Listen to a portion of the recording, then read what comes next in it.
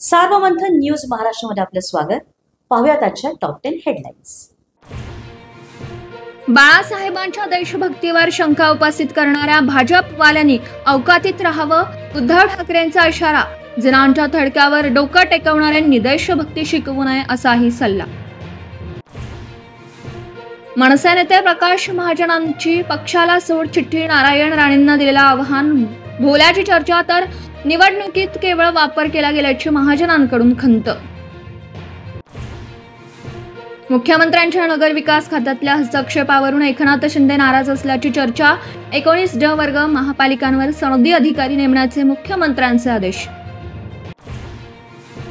शिंदेंच्या शिवसेनेत विभाग प्रमुखांच्या नियुक्तीवरून नाराजी, नाट्य कायम। उपमुख्यमंत्री शिंदेंनी बैठक घेऊनही तोडगा नाहीच। महापालिका निवडणुकांच्या पार्श्वभूमीवर नाराजी न परवडणार। मराठा एसबीसी आरक्षणावरची पुढची सुनावणी 4 ऑक्टोबरला। मराठा समाज मागास असल्याचं राज्य सरकारला हायकोर्टामध्ये सिद्ध करावं लागणार।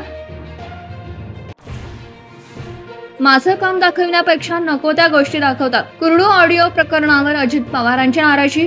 मुख्यमंत्र्यांनी आपल्या भूमिकेची नोंद घेतल्याचं केलं स्पष्ट। बीडमध्ये 10 ते 12 जणांच्या टोळक्याकडून मारहाण करत एकाचं अपहरण। तर जिल्ह्यातल्या तणावाची स्थिती आणि कायदा सुव्यवस्थेच्या पार्श्वभूमीवर 25 सप्टेंबरपर्यंत मनाई आदेश लागू।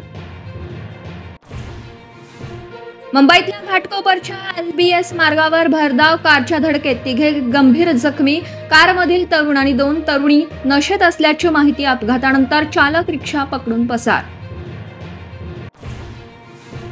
हिंसाचाराच्या 2.5 वर्षांनंतर पंतप्रधान मोदी मणिपूरमध्ये पीडित लोकांची घेतली भेट। अनेक गटांमध्ये सामंजस्य झाल्याची माहिती। मणिपूरमधल्या शांतता चर्चेसाठी सरकारचे निरंतर प्रयत्न अशी ग्वाही।